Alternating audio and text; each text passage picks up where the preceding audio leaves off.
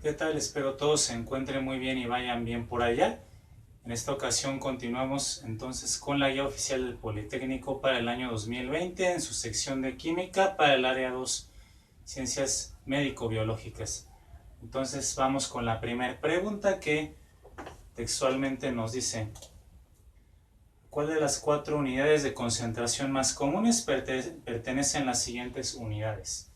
Entonces tenemos esta fórmula que tenemos, donde tenemos N, vamos a ver la parte de arriba, N significa el número de mol, entonces sería el mol de soluto, esto se va a medir en unidad entonces de mol,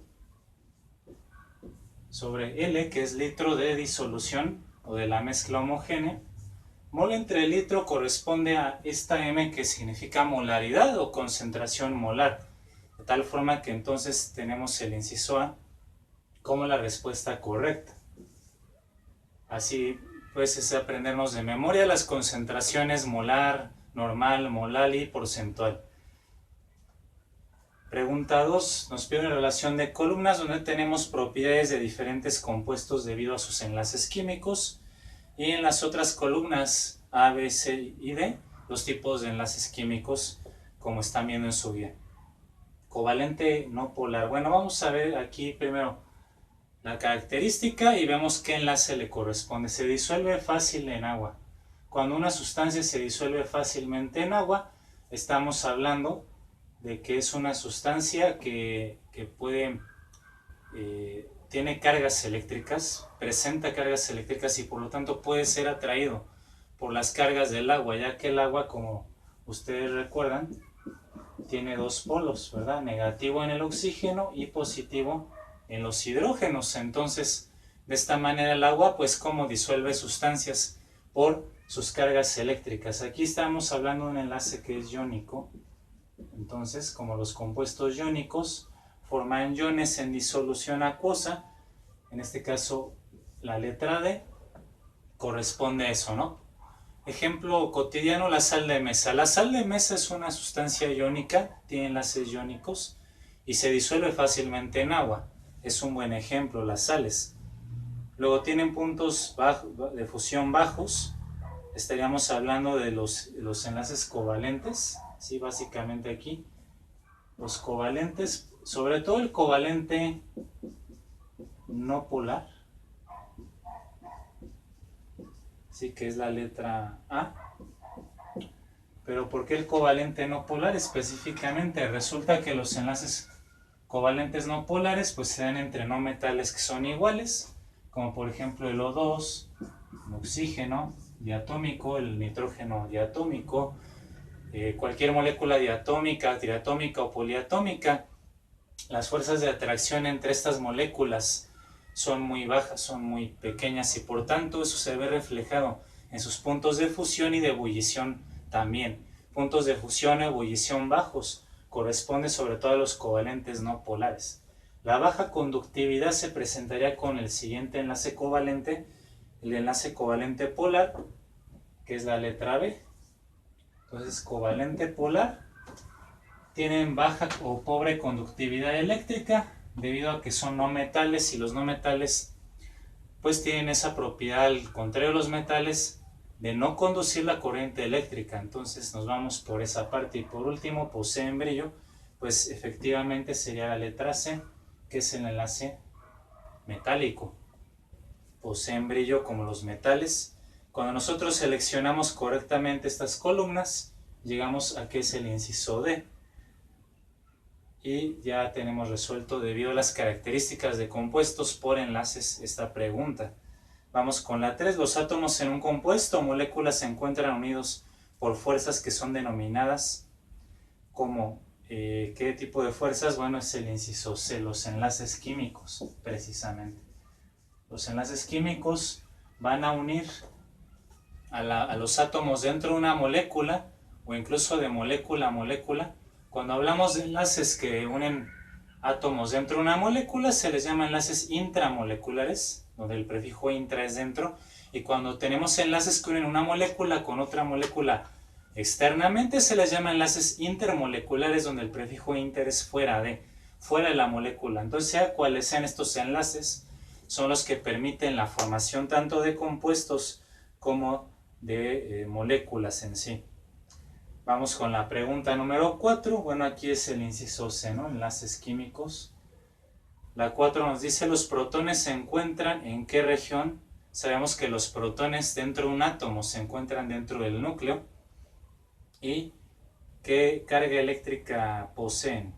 Poseen una carga eléctrica, como recordarás seguramente, de signo positivo, ¿no? Entonces, se encuentran en el núcleo, son de signo positivo, es correspondiente al inciso D. Estructura atómica básica, ¿no? Que hay en el núcleo protones y neutrones, y en las órbitas los electrones con carga negativa. Pregunta 5. Vamos a indicar el nombre de las sustancias químicas que corresponden al grupo funcional R, COH, ¿no? R es un radical, es un número de carbonos específico que en ese momento o en este momento no nos interesa, sino que nos interesa esta parte de COH. Esto corresponde por química orgánica grupos funcionales a lo que es un ácido carboxílico, ¿sí? Y bueno, obviamente esto lo tienes que tener tal cual de memoria. Todos los grupos funcionales, no solo el ácido carboxílico. Tengo un video especial de mi canal donde tenemos tanto los ácidos carboxílicos como todos los demás grupos funcionales comunes, y ahí vamos a dejar un enlace para que, si es necesario, pues lo puedas repasar, los puedas tener a la mano, y también doy unos tips de cómo puedes memorizarlos agrupándolos de forma más fácil para tu mente. Vamos ahora a la pregunta número 6, propiedad que permite determinar la polaridad de un enlace, ¿no? Cuando sabemos si es iónico, si es covalente polar o no polar, esto lo va a determinar la electronegatividad, que es el inciso C. La electronegatividad entonces se define como la capacidad que tiene un átomo para atraer electrones dentro de un enlace químico, precisamente. Y como se ve en ese tema, aumenta a la derecha y hacia arriba de la tabla periódica, tal forma que el elemento más electronegativo es el flúor y el menos electronegativo de todos sería el francio en el extremo opuesto. Pregunta 7. El calor de una reacción, aquí viene la clave, medida a presión constante se denomina, como dice el inciso C, la entalpía. La entalpía, como se ve en el tema de termoquímica o termodinámica química, es el calor asociado a una reacción, ya sea que el calor se absorba por medio de la reacción o que esta reacción desprenda calor. Si se lleva a cabo a presión constante esta reacción química, estaremos hablando de entalpía, el inciso C entonces. Luego entonces vamos con la pregunta número 8. Elegir las propiedades que caracterizan a los gases, específicamente a estas sustancias o a este estado de agregación. Bueno, si nosotros hacemos un análisis que corresponda únicamente a este estado de agregación, es el inciso A, donde tenemos que es masa. Bueno, todos tienen masa, cantidad de materia, volumen, ocupan un cierto volumen también, dependiendo de donde se encuentren confinados o encerrados. Difusión, es decir, pueden pasar de regiones de mayor concentración a regiones de menor concentración hasta que forman una mezcla homogénea o uniforme. Compresión, o sea, se pueden comprimir. Efectivamente, tienes una botella de plástico con aire dentro, la puedes comprimir incluso si está cerrada la botella. Entonces pueden disminuir su volumen por compresión. Y fluidez, también pueden fluir o moverse, desplazarse, como lo son las corrientes de aire, ¿no? En casos extremos como lo son huracanes, tornados, ¿no? Son ejemplos de fluidez. El cómo también los aviones o algún otro objeto que pueda volar, como lo son los helicópteros, o el caso de las aves e insectos, bueno, pueden volar debido a que el aire presenta esa fluidez, y la fluidez del aire les da una fuerza de sustentación o empuje, al igual que los líquidos, como se ve en el principio de Arquímedes. Entonces es el inciso A, las propiedades correspondientes a los gases. Las demás tienen propiedades que pueden corresponder también a líquidos, a sólidos, por lo tanto no son correctas. Pregunta 9. El cianuro de potasio, ¿qué fórmula tiene? Bueno, aquí es nomenclatura química, efectivamente, tal cual. El ion cianuro es carbono nitrógeno con una carga de -1, y el potasio, bueno, tiene símbolo K y carga de +1, de acuerdo a que está en la familia 1 de la tabla periódica. De esta manera, nosotros al unir o intercambiar estos iones, los subíndices que obtendremos se obtienen, como ya vimos en nomenclatura, con los números de oxidación, así que sería K1 que no se escribe y cianuro también 1 que no se escribe. La fórmula del cianuro de potasio entonces es lo que corresponde al inciso B, y de esta manera entonces ya directamente podremos saber, ¿no? Las demás fórmulas son semejantes, así que hay que tener cuidado y saber pues el tema de nomenclatura. Afortunadamente ya tengo los videos de nomenclatura que están en 3 partes, ahí también para que ustedes los revisen en la lista de reproducción de química. Pregunta número 10. Vamos a identificar la reacción de hidrólisis que se realiza a partir del peróxido de cumilo, el cual no necesariamente tienes que conocer su estructura química, no hay problema, pero se disocia en fenol y acetona. Estos compuestos, el fenol y la acetona, corresponden a grupos funcionales bien definidos en la química orgánica. Por ejemplo, el fenol, aquí está el primer producto, es el anillo aromático de 6 carbonos unido a un grupo alcohol, ese es el fenol, nombre comercial de este alcohol aromático. Y la acetona, bueno, aquí tenemos, es la equivalente a la propanona, pero su nombre común o comercial es acetona. Y entonces al saber yo estos conceptos de nomenclatura orgánica básica y grupos funcionales, puedes determinar viendo los productos de las opciones. La única respuesta que tienen estos productos es el inciso C. ¿Sí? Esto se lleva a cabo en medio ácido con hidrógenos o protones ácidos, o como viene aquí, H3 o más, que son los iones hidronio, son equivalentes a los iones de hidrógeno, como se ve en las teorías ácido-base, que también ya tenemos ese tema en el canal, por si es necesario que lo repases también. Y es el tema que sigue aquí en la pregunta número 11. Bueno, todavía hablamos de nomenclatura. En la pregunta 11 nos dice relacionar el compuesto que está aquí con la función química, ¿no? Compuesto 1, NaH, compuesto 2, NaCl, y en las demás columnas vienen las funciones químicas, en este caso de compuestos inorgánicos. Este NaH, bueno, sodio e hidrógeno, al final es un hidruro. Metal con un hidrógeno al final es un hidruro, de manera general. El sodio, bueno, es un caso particular. Cualquier metal, como el hidruro de litio, el hidruro de calcio, el hidruro de aluminio, van a ser hidruros. Entonces esto corresponde a la letra A, que es el hidruro. Luego, cloruro de sodio es una sal, incluso la conocemos como la sal común de mesa. Sal binaria, que sería el inciso D. Binario es que tiene 2 elementos, un metal y un no metal. Y ya entonces, incluso aunque no te supiera los demás, ya con eso puedes saber que la respuesta correcta es el inciso B, que inicia 1A, 2D. La única que tiene eso es el inciso B. Y por consiguiente que el NaOH es el hidróxido de sodio.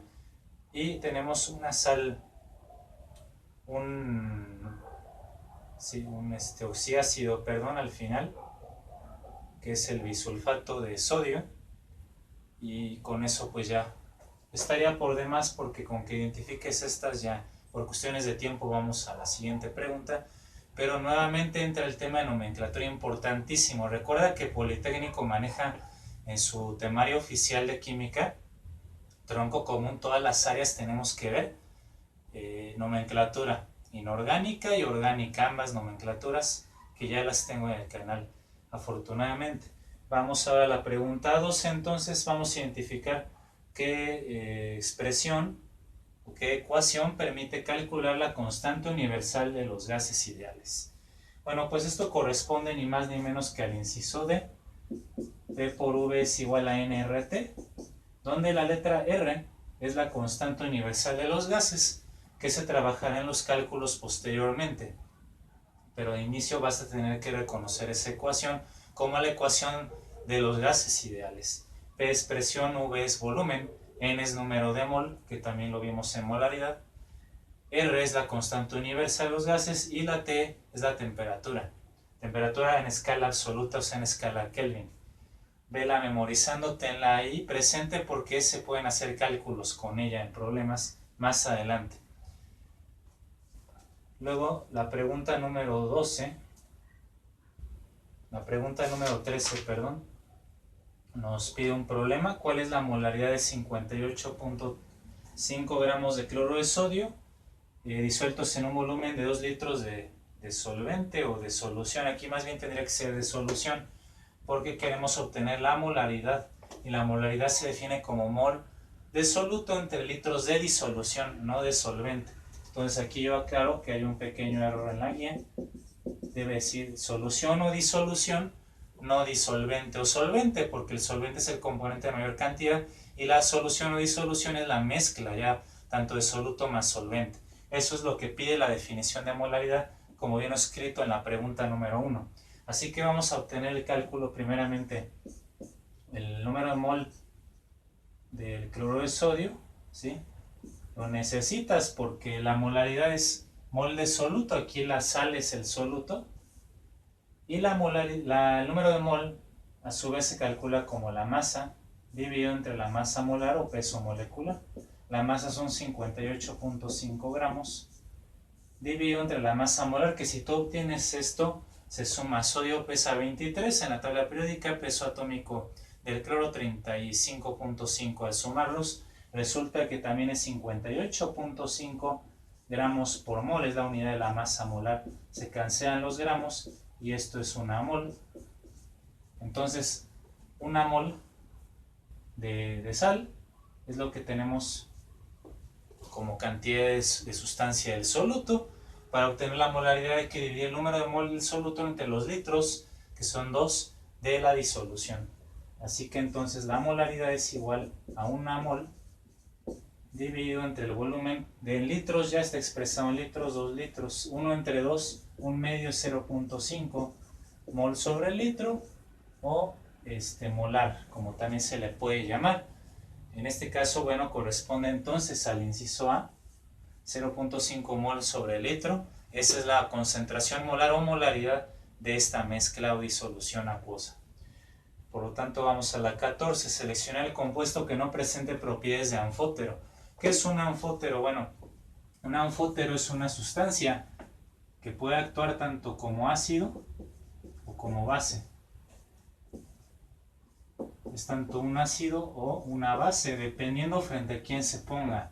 Por ejemplo, si esta sustancia se pone frente a un ácido, se comporta como una base. Al revés, si tú la pones a reaccionar frente a una base, se comporta como un ácido. Eso es un anfótero, es una sustancia que tiene ambos caracteres. De acuerdo a las teorías ácido-base, que ahí tengo, vamos a poner un link para que chequen esas teorías si es necesario. Teorías de Arrhenius, Bronsted y Lowry, o la teoría de Lewis, nos permiten identificar también estos anfóteros. Aquí la única sustancia que no es un anfótero, que no presenta esa propiedad, la tenemos en el inciso C, con el hidróxido de sodio.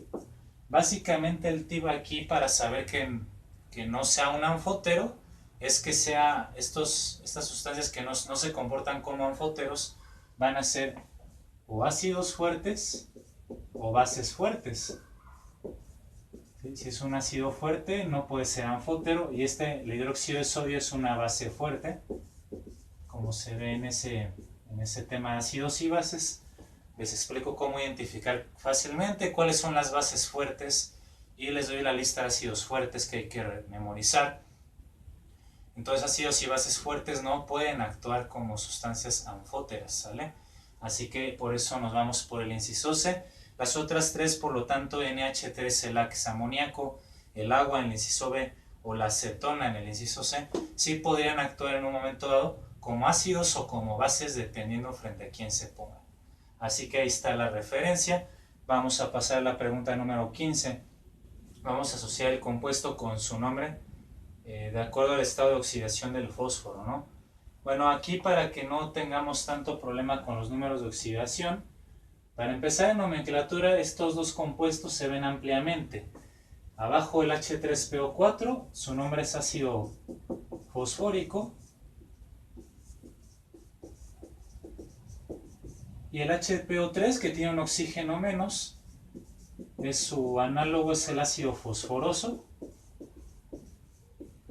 Así que cuando nosotros vamos haciendo esta relación de columnas por estos compuestos que nosotros ya no sabemos, la 3 es la C, la 4 corresponde a la D, debe terminar entonces en C y en D, y la única que hace eso es el inciso A. Por lo tanto aquí tengo que es A y B, los nombres, ¿no? Aunque no te los supieras de memoria, pero esto sí los vemos clásico en la nomenclatura, entonces no me puede fallar lo más elemental de la nomenclatura. Y para no hacerlo tan largo, entonces podríamos resolverlo por ese lado, por lo que tú ya sabes de la nomenclatura de la UPAC para compuestos inorgánicos. Y entonces hay que tener muy claro ese tema. Vamos ahora a la siguiente pregunta, la pregunta número 16. Nos dice, de los siguientes compuestos orgánicos, ¿cuál se obtiene a partir de alcoholes secundarios y frecuentemente se usa como un solvente? Bueno, nosotros cuando estamos hablando de algunas reacciones químicas, podrías guiarte a lo mejor por lo que dice al final para que sea más fácil. Se usa como un solvente. El solvente más común que tenemos aquí entre éter, aminas, aldehídos y cetonas es la acetona. Por ejemplo, la misma acetona o propanona es uno de los solventes o disolventes más empleados en la industria y a nivel también casero doméstico. Así que por ese lado resulta que es así. Sin embargo, si nosotros investigamos un poquito más, resulta que el éter también llega a ser a veces algún solvente, como el éter dietílico. Sin embargo, su uso es limitado debido a su alta toxicidad y su alta volatilidad. Entonces es más frecuente usar las cetonas. Por lo tanto, nos vamos a ir por el inciso C. Y pues sí, químicamente se obtiene a partir de alcoholes secundarios. Por la deshidratación de alcoholes secundarios se puede obtener también una acetona. Vamos ahora con la pregunta número 17, donde tienes ahí que ver la imagen que se presenta. Es un carbono en forma de tetraedro, ¿no? Entonces tú ves ahí en la pregunta 17 es una conformación tetraédrica, eso lo vimos en química orgánica, pero corresponde a una hibridación sp3. La hibridación sp3 es para alcanos que contienen enlaces sencillos, como también lo ves aquí, puros enlaces sencillos y una forma o geometría molecular tetraédrica. El sp2 es para enlaces dobles o alquenos, ahí te darías cuenta que es sp2 por el enlace doble, que aquí no viene. Si fuera sp sería un enlace triple, un alquino, y tampoco viene aquí, así que no puede ser ninguna de estas. Y sp3d, bueno, está fuera de lugar para el caso del átomo de carbono, no corresponde a este tipo de átomo. Ahora la pregunta 18, vamos a ordenar los anhídridos de forma ascendente de acuerdo al número de oxidación que tiene el nitrógeno en ese compuesto, ¿no? Entonces vamos a ver aquí los compuestos, las fórmulas químicas que nos están dando de los anhídridos del nitrógeno.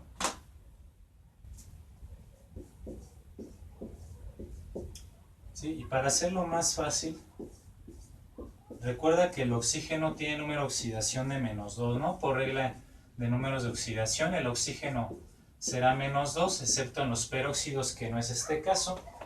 Y para que no te hagas bolas o pierdas mucho tiempo en obtener el número de oxidación del nitrógeno, únicamente ve el subíndice que tiene el oxígeno.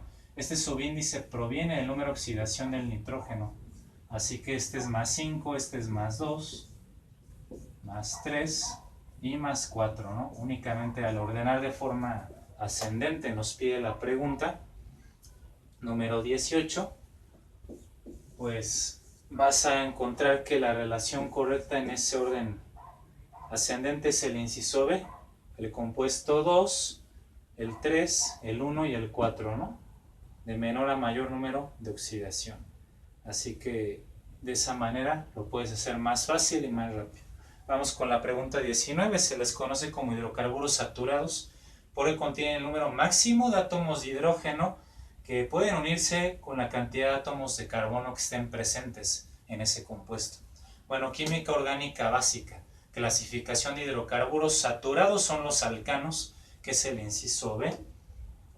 Los alcanos son hidrocarburos que ya contienen el máximo número de hidrógenos en la molécula, ya no puede llevar más hidrógenos. En cambio, alquenos y alquinos son insaturados porque pueden aceptar 2 o más átomos de hidrógeno, donde están los dobles o triples enlaces del alqueno y alquino respectivamente. Entonces acuérdate, insaturados esos dos, alcanos o cicloalcanos también serían saturados. Pregunta número 20. Basándose en el criterio de la tabla periódica de los elementos, ordenar los siguientes que están aquí enlistados de acuerdo a su número de oxidación de forma ascendente. Entonces vamos a poner números de oxidación primeramente. El neón, al ser un gas inerte, está en la familia 8. Los gases nobles o inertes, su número de oxidación resulta que es 0 debido a que, recuerda, no se combinan con ningún otro elemento. Y elementos que están solos o sin combinarse tienen número de oxidación de 0. El flúor está en la familia número 7, por regla su número de oxidación es -1. El potasio está en la familia 1A, por regla su número de oxidación es +1. El aluminio está en la familia 3A, entonces la regla también nos dice todos los que están en la familia 3A tienen número de oxidación de +3. El magnesio está en la familia 2A y su número de oxidación por regla también es 2 +2. Al ordenar de forma ascendente llegamos a que es el inciso B, la respuesta correcta, que son 2, 1, 3, 5 y 4, en ese orden los compuestos, los elementos, como están numerados. Pregunta número 21, ¿cuáles son moléculas polares? Nos pide aquí, ¿cuáles de estas moléculas son polares y cuáles no serían polares, ¿no? Bueno, eso tiene que ver con un concepto muy importante que se conoce como el momento dipolar. Entonces vamos a analizar un poquito esto del momento dipolar en base a las estructuras de Lewis de cada una de estas moléculas. El agua, al hacer su estructura de Lewis, tiene esta geometría y la electronegatividad apunta hacia el átomo de oxígeno porque es el más electronegativo. El dióxido de carbono, esta es la estructura por enlaces dobles covalentes de Lewis. La electronegatividad apunta hacia los átomos de oxígeno porque estos, al estar más a la derecha en la tabla que el carbono, son más electronegativos. El monóxido de carbono, la electronegatividad sí apunta hacia el oxígeno, que igual es más electronegativo, y el alcohol metílico, podemos ahorita representarlo así para rápido. La electronegatividad apunta nuevamente hacia el átomo de oxígeno, que es el más electronegativo. ¿Sí? Entonces, para saber qué moléculas son polares, su momento dipolar es la suma vectorial de estos vectores de electronegatividad. Piensa en términos ahora de vectores, ¿no? Que se ve en física, más que nada. En este caso los vectores se suman, ambos apuntando hacia el átomo de oxígeno, dando como resultado que aquí haya un polo negativo. En el caso del oxígeno del agua es un compuesto, como ya saben desde antes, un compuesto solvente polar.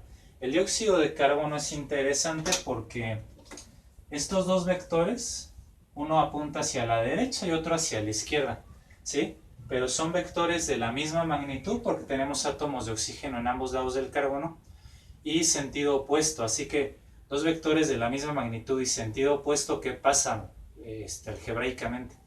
Pues se cancelan, ¿verdad? Se cancelan y entonces el momento dipolar de esta molécula de dióxido de carbono es 0. Así que por esa razón, al ser su momento dipolar igual a 0, el momento dipolar se abrevia con la letra mu, la letra griega mu. Momento dipolar del CO2 es igual a 0, entonces esta es una sustancia no polar.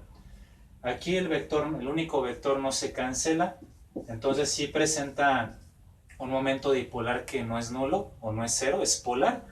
Y el caso del alcohol metílico, metanol, también el único vector que tengo no hay quien lo cancele, entonces su momento dipolar no es 0, es una sustancia polar. Así que los compuestos que son polares, debido a ese concepto del momento dipolar y la suma de vectores, sería la relación que nos da el inciso A, ¿verdad? Son las sustancias que son polares, la 1, el agua, la 3, el monóxido y la 4, el alcohol metílico. Esas son sustancias o moléculas polares. De tal manera que